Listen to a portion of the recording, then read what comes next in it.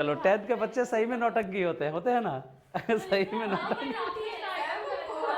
चलो अब देखो, the volume of a right circular cylinder, इसका मतलब क्या है बच्चा, ये एक सिलेंडर है, ठीक है, और ये सिलेंडर का ये क्या है, सर्कुलर है। जब सर्कुलर बेस होता है ना तो उसको सर्कुलर सिलेंडर कहते हैं। अब इसकी जो रेडियस है, देखो यहां से यहां रेडियस होगा।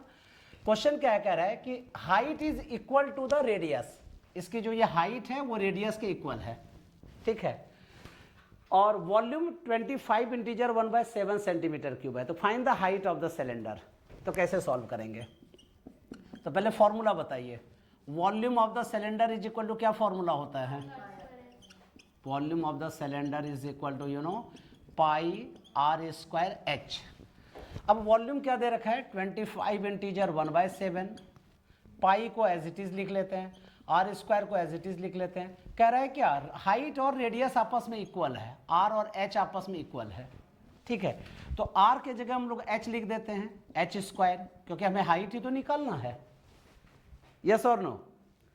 तो अब देखो बच्चा कितना हो गया, 25 से बन जा 175 plus 1 176 upon 7 is equal to pi का वैल्यू कितना होता है 22/7। इस क्वेश्चन में गिवन भी है ना। एच स्क्वायर इंटू एच कितना हो गया, एच क्यूब। तो देखो H cube is equal to, ये देखो डिवाइड में है, अगली साइड मल्टीप्लाई में चला जाएगा, तो 176 अपॉन 7 इंटू 7 अपॉन 22, 7 7 कैंसिल। अब 2 से इसको कैंसिल कर देते हैं 11, अब 2 से 2 8 जा 16 और फिर 2 8 जा 16, 11 से 8 को कट कर दीजिए, कितना आ रहा है बताओ 8। तो H cube is equal to 8।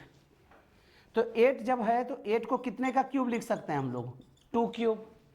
तो क्यूब क्यूब कैंसिल, या क्यूब अगली साथ जाके क्यूब रूट बन जाएगा और वो कैंसिल हो जाएगा। तो एच की वैल्यू कितनी हो गई, 2 सेंटीमीटर या मीटर होगा, centimetre.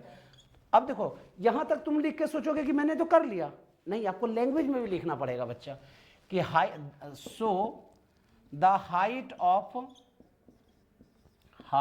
Of cylinder is equal to, ठीक है, 2 सेंटीमीटर।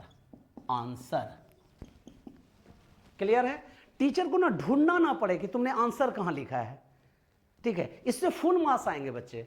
इसलिए मेरे फुल मार्क्स क्यों आए बोर्ड में मैथ्स में, क्योंकि जानते हो 10th में इसलिए 100 आए थे, क्योंकि मैं ना एकदम प्रॉपर लिखता था इसी तरह से।